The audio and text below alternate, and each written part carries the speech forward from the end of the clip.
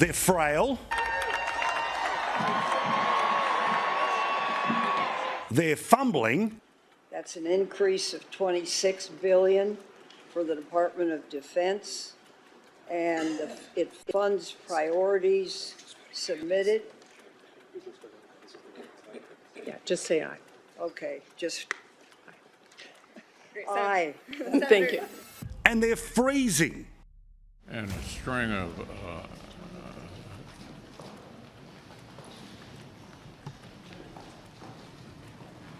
How did Washington, D.C. go from one of the world's great capitals to God's waiting room, where they just won't let go? What is the solution to some of the oldest creatures in the swamp? How do we get rid of them? Should a mandatory retirement age be put in place, or what about more cognitive tests to show they're still with it? One thing is for sure, we can't ignore this issue any longer.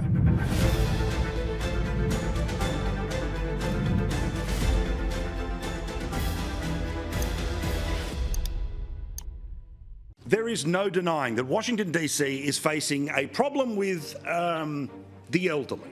The list of those in positions of power in Congress and the presidency over the age of 80 is amazingly large. Remember, the average person who retires in the United States is just 66 or maybe 67. These people hold on way past 80. And let's be honest, it is an issue on both sides of the political fence. Let's start in the Senate, where Democrat Senator from California, Dianne Feinstein, is 90 years old, and there's no way she's still with it. Meantime, on the Republican side, Senator Charles E. Grassley is 89. In the House, Democrats, Grace F. Napolitano is 86.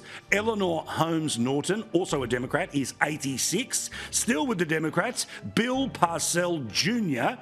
is 86. There's a Republican called Harold Rogers, and he is 85. One of the wildest Trump haters was Maxine Waters. She's a Democrat from California, and she is 84. And even the man who wants to blow it all up and start again with socialism, Bernie Sanders, is 81 years old. And let's not leave off the list the mess that is the leader of the Republicans in the Senate, Mitch McConnell. He is 81, but looks 181. But of course, the big daddy of them all, the Democrat president, Joe Biden, he is 80. He is now the oldest president in US history. Not far behind is Trump, who is, of course, 77. There are so many high-ranking elected officials who are now starting to show signs of ageing. It's a serious concern because these people aren't just there for ceremonial reasons. They run the joint, and they're doing it badly. The baby boomer generation that these guys are part of is holding on too long. I have a healthy respect for people that are, older than me and my parents' age, and I had grandparents and great-grandparents into their 90s. But that does not mean you should be operating at the highest levels of government. The idea that Nancy Pelosi, who, if I'm not mistaken, is 83 years old, is running for re-election, on top of the fact that she single-handedly, well, I'd give it to Gavin Newsom, too. I mean, she destroyed San Francisco, so she has no right to run for re-election anyway. But the point is, go be a grandmother. What is Joe Biden at 81 thinking about running again for? Dianne Feinstein, who's the senator that you referenced, she's, I think, mid-80s at this point. They wheel her out and tell her what to say. These people should step away from politics. But the baby boomer generation, I think there's a couple reasons for it. I think that they had unbelievable wealth and power during the explosion of America economically, say from the 50s, for the last 70 years or so. And they had so much of it that they didn't realize, sometimes you can put down the reins and hand it to the next generation. That's one of the great things that you can do as you age. You can build something and then in a wonderfully decent way, hand it off to the young people behind you. And, you and I, we always joke about being Gen Xers, but it's like, that's why a guy like DeSantis at 40, 44 or 45 years old should be in charge right now. Or it doesn't have to be DeSantis. Look, Gavin Newsom is evil, but at least the age makes sense. And I think they've held on for too long. They don't know how to let go. And the system itself, the swamp, it likes the fact that it has a bunch of people who don't really know what's going on, because that's just more money for the machine. Well, And then Mitch McConnell, I mean, he's up there freezing like he has a computer virus. I mean, Dianne Feinstein, they're whispering in her ear how to vote. No, sadly, I mean, I'm all for elders to live as long as possible, but at some point they need to retire, go to the golf course, go to the beach. They don't need to be in Washington, D.C. selling out the American people. What I will say is right now the Senate is the most privileged nursing home in the country. I mean, you know, Mitch McConnell has done some great things and he deserves credit, but you have to know when to leave. That is why I'm strongly in support of term limits in this country. I think that we do need mental competency tests for anyone over the age of 75. I wouldn't care if they did them over the age of 50.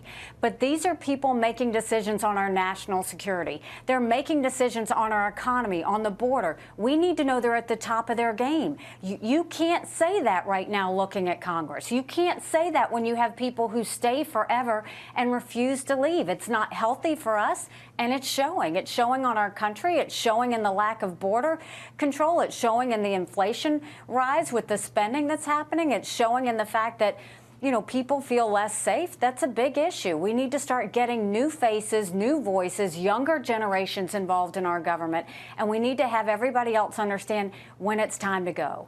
If you get a good leader who's 80, they're going to do just as good job as a good leader who's 50. The difficulty is when you elect somebody when they're 78 to serve a 6-year term, you don't know what they're going to be like when they're 84. That's what this is about. This is not about kicking old people out of the system.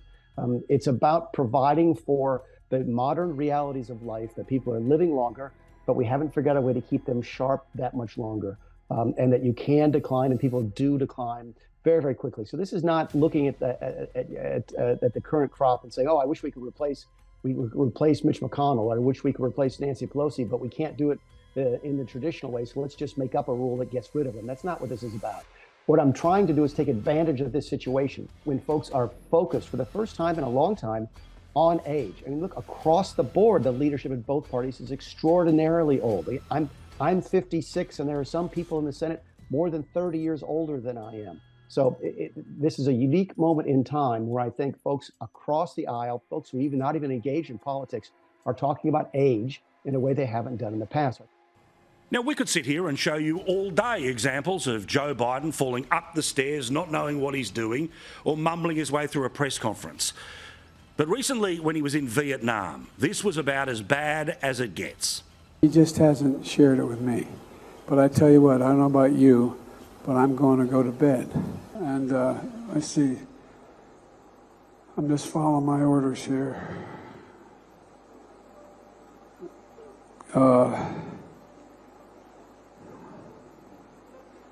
Had access to change it, had access.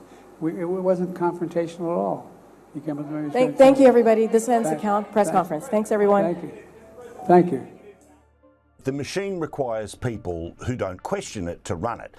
And the longer you're in the machine, the more the machine takes you over.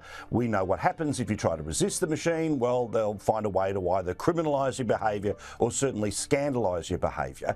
Is that part of it too, that one of the reasons why these people stick around so long is because they are no threat to the system when they have been the system for so long? Exactly, which is the funniest part of Joe Biden's existence at this point. If you think about it, go back to the guy that he was VP for, Barack Obama. Barack Obama ran on hope and change. The whole idea was everybody before me was a racist and a bigot and the system's evil and blah, blah, blah. Then you have your years of Trump, post-Obama, and Joe Biden comes in. To me, that was the ultimate signifier that the Obama years were the failure, because Biden, before this presidency, had 47 years between being a senator. I think he was a congressman before that, and then vice president and everything else. He's been as big of a swamp creature as possible. So in some ways, his zombified presence, whatever it is that he is, when he poorly reads off the cue cards, or he calls on somebody that, you know, he's already got the question for, or he reads or poorly reads off the teleprompter, et cetera, he's the perfect front for the machine, because it's like nobody can look at him. I don't think there's anyone that's looking at this guy that is honestly like, oh, he's really in charge. It lends itself to the idea that somebody's in charge, but it ain't these people. And most of us don't know what to do with that. Like, what do you do with that?